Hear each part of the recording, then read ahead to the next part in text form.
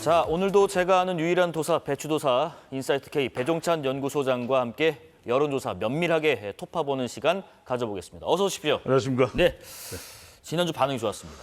감사합니다. 예, 시청률도 잘 나온 것 같고 오늘도 부탁드리겠습니다. 예. 오늘 나온 한국갤럽 조사 결과 보겠습니다. 20일부터 22일까지 전국 만 18세 이상 남녀 1,002명을 대상으로 대선 후보 지지도를 물었습니다. 이재명 후보 45%, 김문수 후보 36%, 이준석 후보 10%, 기타 0.5, 의견 유보 8% 나타냈습니다. 앞선 여론조사 보여드린 것과 같은 여론조사 내용이고요. 일단 지금 이재명, 김문수 후보의 격차가 직전 조사보다 좀 좁혀지면서 9%포인트 지금 한 자릿수 차이로 나타나고 있는데 이재명 후보의 지지율이 일주일 사이에 6%포인트 떨어진 45, 반면에 김문수 후보는 7%포인트 올라서 36. 이 두 자릿수 격차하고 한 자릿수 격차하고 분명한 차이가 있는 건지 또 시간의 지남에 따라서 그냥 있을 법한 자연스러운 현상인지 궁금합니다. 그렇지는 않죠. 네. 자연적이라는 건 없는 겁니다. 어떤 이유가 있는 것인데 이재명 후보의 경우에는 지지율을 반납했다. 직전 갤럽 조사와 비교를 해보면 6%포인트가 빠졌어요. 그 이야기는 어디에서 빠졌느냐? 자영업층 네. 그리고 블루칼라예요. 왜 빠졌을까? 자영업 그럼 블루칼라. 1차 토론을 처음 해서 이 커피 또 호텔 경제학 논란이 있었죠. 그러니까 어떤 이슈가 옳고 그르냐의 문제가 아니라 영향을 미쳤느냐 안 미쳤느냐가 중요한 거예요. 그러니까 김문수 후보는 이 조사에서 국민의힘 지지율이 얼마인지 아세요? 36이에요. 예, 그러면 지금 김문수 후보의 지지율이 얼마나 나왔습니까? 36이죠. 36입니다. 회복이 된 거죠. 그러니까 일주일 전만 하더라도 집안이 시끌벅적했잖아요. 하와이 이야기가 나왔죠. 또 누군 도와준다 안 도와준다 이야기가 나왔죠. 그러니까 이게 김문수 후보가 오롯이 당 지지율까지도 가지지 못하는 상황이 벌어진 겁니다. 그게 네. 이제 가라앉으면서 회복이 된 것이고 아하. 그래서 예, 김문수 후보의 지지율이 올라간 지역이 있어요. TK, 네. PK. TK, PK. 원래 잘 나왔어야 되는 지역이잖아요. 그래서 회복이 됐다. 왜? 집안의 아수라장 같은 상황이 정리가 됐잖아요. 네네네. 그다음에 마지막으로 누구냐면 이준석 후보. 이준석 후보는 개혁신당 지지율은 6%인데 본인 지지율은 10%가 나왔잖아요. 그러니까 민주당에서 견제하는 것과는 무관하게 별도로 이준석 후보는 뿜뿜한 거예요. 네네. 주목을 받은 겁니다. 그러니까 이준석 후보가 주로 어디에서 지지율이 올라갔냐면 20대 학생층. 네. 학식 전략이 먹혀든 거예요. 학생 식당 네네. 먹음직스럽잖아요. 그렇습니다. 그리고 또 반찬도 고루고루 나오고요. 그렇죠. 네. 그리고 이준석 후보가 이재명 후보의 연성 지지층을 가져가겠다. 그게 어떤 응답차층인지 아세요? 어떤 응답 소칭입니까? 중도죠. 중도 성향. 중도인데 중도에도 중도 진보가 있잖아요. 예. 중도가 있고. 그러면 이재명 후보를 지지했던 중도가 이탈했으면 그게 지금은 김문수 후보 쪽으로 갔다기보다는 이준석 후보가 정당 지지율이 6%인데 이번 이준석 후보 개인의 지지율은 10%다. 그쪽으로 조금은 옮겨가 있는 거죠. 지금 여러 가지 분석을 쭉 해주셨는데 일단은 어떤 그 이른바 뭐 호텔 경제론 등등의 논란도 있었고 그리고 국민의 입장에서는 정당이 회초리를 맞다가 이제 좀 정신 차리고 다시 하는구나 하는 듯한 반응이 있었던 것 같고 근데 하나 궁금한 게 있어요. 이재명 후보가 6%포인트 빠지는 사이에 김문수 후보가 7%포인트 올라서 36인데 보수층의 과표집 가능성도 혹시 있는지 궁금합니다. 그러니까 가표집 이런 표현 쓰지 마세요. 이거는 가표집이 아니라 네. 적극 응답층이죠. 적극 응답층. 그러니까 이 이야기는 갤럽 조사를 이야기하는 것이 아니라 수치는 말씀 안 드립니다. 이제 자동응답 조사에서는 대체로 더 적극적으로 김문수 후보 지지율이 상승한 것으로 나타나요. 수치 말씀드린 거 아니에요. 그건 왜 그러냐? 지난번에 탄핵 국면 때도 보면은 국민의힘 지지율이 상당히 높게 올라가는 걸 볼 수가 있었어요. 네네. 자동응답 조사에서 적극 응답층이에요. 가표집이 아니에요. 적극 응답층. 가표집이라는 것은 조사에 문제가 있어서 마치 가표집이 이 오류가 생겨서 발생하는 것처럼 보이는 그게 아니라 적극응답층이란 말이에요. 적극응답층인데 이들이 전화 면접 조사, 면접원이 이렇게 우리 앵커에게 용준 앵커에게 물어볼 때는 그럴 때는 왜 누가 사람이 물어보면 응답을 적극적으로 좀 안 하잖아요. 네네. 약간 가리잖아요.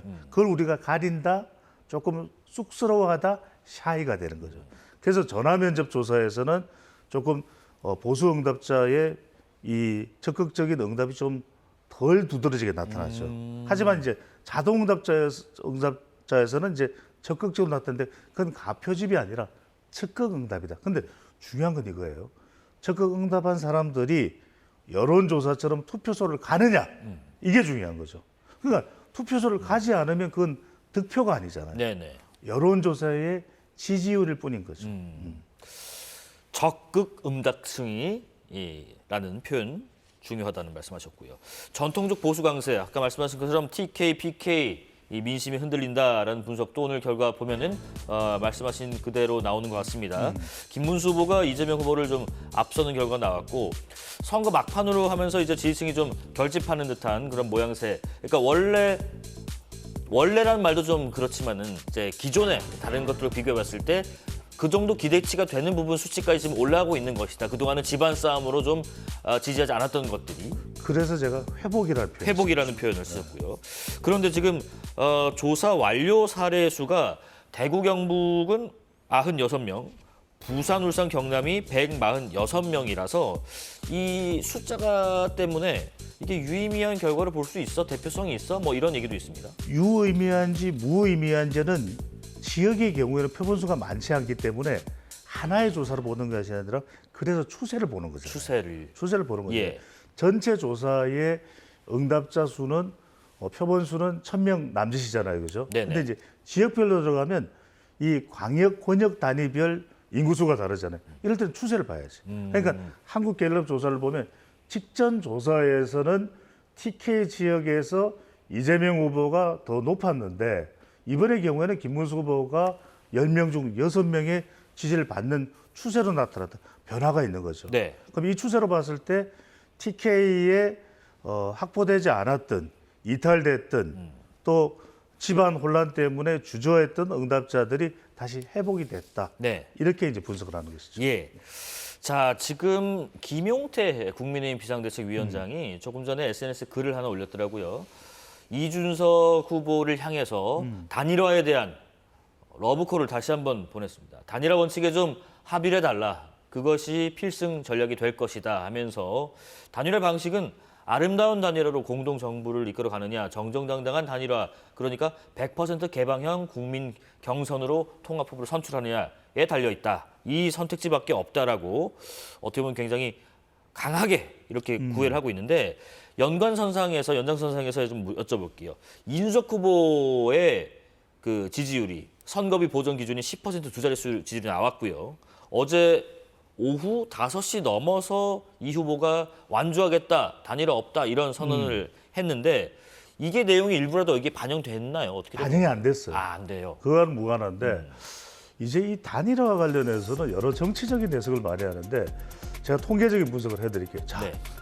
단일화라는 것이 왜 국민의힘에서는 절실할 수밖에 없느냐. 지금 단일화를 이 이벤트를 시도하지 않으면 변화가 일어날 가능성은 몇 퍼센트입니까? 0%죠. 0%입니다. 0%죠. 그런데 단일화를 하게 되면 1 더하기 1은 2가 나올 수도 있고 1 더하기 1이 2가 아닌 1.5가 나올 수도 있고 적게 나오죠. 또 1 더하기 1이 더 많은 또 2.5나 3이 나올 수도 있죠. 그러면 이것 중에서 하나가 나올 테니까 확률은 어떻게 됩니까? 0이 아니에요. 적어도 같은 확률이라고 본다면 우리가 확률적 분석을 통해서 33%가 되는 겁니다. 정확하게는 33.33333 이렇게 가겠죠. 네네네. 그러니까 이건 국민의힘으로서는 시도할 수밖에 없는 겁니다. 그런데 이준석 후보는 왜 고민을 하느냐? 본인은 대선까지의 단일화 효과를 생각하는 것과 대선 이후의 단일화 효과가 이게 큰 차이가 없거든요. 그렇죠. 대선 때까지 내가 완주했을 때 얻는 효과, 대선 이후에 확실하지 않은 단일화를 하고 난 이후에 대선 이후의 효과, 이 부분에 대한 부분이 명쾌하지가 않아요. 자, 그러면은 뭐냐? 국민의힘의 접근 방식은 국민의힘이 얻어낼 수 있는 확률을 이야기하지 말고 이준석 후보가 이것을 통해서 얻게 되는 어떤 확률적 이익이 있느냐, 이 이야기를 해야 되는 거예요. 김건모 핑계 가서처럼 입장 바꿔 생각을 해봐라. 그렇죠. 네. 이 부분이 중요한 겁니다. 그러니까 국민의힘이 기준으로 하는 확률의 가치와 이익이 아니라 이준석 후보가 얻게 될, 그러니까 이준석 후보는 이거죠. 자, 단일화 없이 본인이 완주했을 때는 완주했다. 이 얻는 확률적 이익밖에 없어요. 그런데 단일화를 했을 땐 이길 수도 있고 질 수도 있는 거잖아요. 그죠? 예. 자, 이겼을 때는 이긴 것에 대해서 역할을 한 것에 대한 보상의 확률. 그다음에 결코 이기지 못하더라도 이번에는 국민의힘이 그 이후에 변화하는 과정에 본인이 참여했을 때에 얻는 이익. 네. 이 확률은 달라지잖아요. 그죠? 그러니까 이 부분을 명쾌하게 이해를 시켜야 또 이 부분을 이준석 후보에게 전달해야 단일화가 가능성이 높아지는 거예요. 김용태 위원장이 이 방송을 보고 있을지 모르겠네요. 자, 다음으로 중도층 민심도 살펴보겠습니다. 대선 후보 지도 중도층 민심입니다. 이재명 후보 49, 김문수 25, 이준석 14, 기타 1, 의견 유보 11입니다. 중도층의 경우도 일주일 사이에 이재명 후보는 빠지고 김문수 후보는 좀 올랐습니다. 52에서 49로, 그다음에 김문수 후보는 20에서 25로.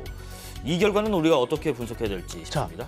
첫 번째로는 진영 간 대결 구도 속에서 진보나 보수 성향의 응답자층은 안 변해요. 네. 그러면 남아있는 11일의 기간 동안 바뀔 수 있는 이 정치 성향은 중도밖에 없어요. 그런데 지금 보십시오. 김문수 후보의 경우에는 지금 3일간의 조사에서 5%가 변했죠. 네. 그러면 3일간에 5%가 변했어요. 그러면 앞으로 남아있는 기간이 11일이에요. 네. 3일 동안 5% 변화. 그럼 9일이면은 몇 퍼센트의 변화가 있을 수 있어요? 세 배로 치면 15? 그러니까요. 그냥 그게 산수적으로만 이해를 하면 되는 건가요? 물론 네. 확률이라는 것은 우리가 산술적으로만 이해할 수는 없습니다. 여기 이 방송을 보는 통계 전문가들도 있기 때문에 네네네. 배수도사의 확률에 대해서 또 확률적인 또 따져서 보실 부분도 있으니까 그렇지만 이제 선거라는 것은 가능성을 이야기하는 거죠. 네. 그 이야기는 뭐냐면 적어도 이것만 놓고 본다면 중도층의 변화. 적어도 중도층의 이 비중이 전체 유권자의 3분의 1이라면 전체 판세의 변화도 가능성은 열려 있는 겁니다. 물론 쉬운 건 아닙니다. 물론 이 선거라는 것은 관성에 따라서 그대로 유권자들이 투표할 수도 있고 1번. 네. 두 번째로는 중도층이 변화하지만 제가 조금 전에 말씀드린 속도만큼 변할지도 의문인 거고요. 세 번째는 중도층의 특징은 어느 쪽의 진영을 어느 쪽의 정당을 뚜렷하게 선택하지 않거든요. 그럼 이들은 투표소를 안 갈 가능성도 있어요. 하지만 이 모든 가능성 속에서 자세히 보시면 이준석 후보를 보십시오. 한 번 더 중도층의 그 후보자들 간의 지지율을 한 번 더 보십시오. 이준석 후보는 14%. 14입니다. 그러니까 그러니까 10보다 높네요. 그렇죠. 네. 그러니까 자기가 전체 얻은 이 지지율보다도 중도층이 더 많아요. 그럼 중도층의 변화는 토론에 따라서도 지금 변화의 폭이 있었다는 이야기가 되거든요. 네네. 자, 커피, 호텔 경쟁이 수많은 논란과 시각에 따라서는 이 민주당, 또 국민의힘, 또 개혁신당이 보는 시각은 다 지금 분명히 영향을 주고 있는 거예요. 그런다면 오늘 우리 KBS에서 실시되는 이 2차 TV 토론, 가급적이면 채널도 KBS로 해주시면 좋습니다. 예. 그리고 또 앞으로 남아있는 3차 토론, 이 부분이 미칠 영향을 무시할 수가 없는 거죠. 예. 자, 그러면 다음으로 유권자별, 연령별 민심은 어느 후보에게 향하고 있는지 좀 보겠습니다. 일단 지금 40대에서는 이재명 후보가 앞서고 있고 70대 이상에서는 김문수 후보가 앞서는 결과입니다. 이준석 후보는 상대적으로 지금 색깔 구분이 되시죠? 20대 지지도에서 좀 강세를 보이는 결과인데 이 연령마다 좀 특이점이 있나요? 있죠. 네. 자, 화면을 한번 보시면은 네. 40대는 크게 변하지 않아요. 민주당 지지 성향, 이재명 후보 지지 성향이 강합니다. 그리고 70대 이상은 김문수 후보 지지 성향이 강합니다. 그러니까 똑같이 62, 63이죠. 그죠? 40대 62 이재명, 네네. 또 70대 이상 63 김문수. 그러면 20대는 좀 다양해요. 네네. 그런데 20대 가지고 20대의 유권자 숫자 가지고 이번 대선이 좌지우지 될 수 있을까요? 그럼 글쎄요. 여기서 보이지 않는 연령대가 어느 지금 연령대죠? 30대, 50대. 그렇죠. 예. 그래서 이 30대, 50대, 60대가 이번 대선에서 오히려 더 영향을 주는 연령대라는 거예요. 자, 그런데 오늘 우리 KBS에서 실시되는 TV 토론의 주제가 뭡니까? 사회, 연금, 예. 기후거든요. 가장 또 사회 통합입니다. 어느 이슈가 제일 중요할 것 같아요? 30대, 50대, 60대에게 영향을 주는 이슈가 뭐 연금입니다. 아닐까요? 네. 연금이에요. 그래서 오늘은 이 연금 이슈가 굉장히 크게 지지율에 영향을 준다면 영향을 줄 수가 네. 다릅니다. 자, 이준석 후보는 왜 젊은 세대가 희생해야 되느냐? 또 국민의힘에서는 실제 받는 이 보험료가 적으면 되겠느냐? 또는 내는 보험료 이런 부분에 대해서 이재명 후보와 각신옥신할 수 있다는 말이에요. 네네. 그다음에 이제 통합과 관련된 부분에서는 보복과 관련된 부분, 새 정부가 들어섰을 때 이른바 포비아와 관련된 부분, 누가 정권을 잡느냐에 따라서 정치 보복을 하느냐 마느냐, 이 부분이 또 한국일보와 한국리서치, 제 수치는 말씀 안 드립니다. 네. 이런 이 조사 결과가 있거든요. 그러니까 이런 부분들이 오늘 집중 논의될 것 같아요. 네. 자, 누군가는 물어봅니다. 1차 토론과 2차 토론의 영향, 2차 토론이 저는 훨씬 더 큰 영향을 훨씬 더 크다. 네. 그러면은 어쨌든 오늘 여론조사 결과도 후보들마다 다 봤을 테고 분석들도 다 들었을 테고 토론의 주제도 받았는데 링에 이제 오르기 전에 각 후보들마다 코치를 할 거 아닙니까? 또 전략 전술을 짤 테고 후보마다 어떤 전략으로 토론에 오늘 나설까 싶습니다. 오늘 중요한 것이 예. 이재명 후보는 좀 여유라는 두 글자가 필요해요. 어떤 공격을 받아도 이 부분에 대해서 마치 스폰지처럼 흡수를 하면서 자기의 언어로 이야기를 해야 됩니다. 타격감이 없다. 그렇죠. 예, 예. 그래서 누가 공격을 하더라도 이거 별 영향을 못 미치네.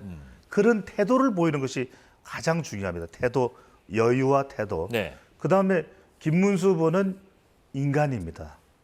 인간 김문수가 효과적이거든요. 그러니까 지금 설난영 여사와 유세를 했을 때 효과가 좀 더 있다. 특히 이제 블루칼라와 자영업을 공략. 왜 이 부분에 있어서 이재명 후보가 영향을 받거든요. 그러면 인간 김문수.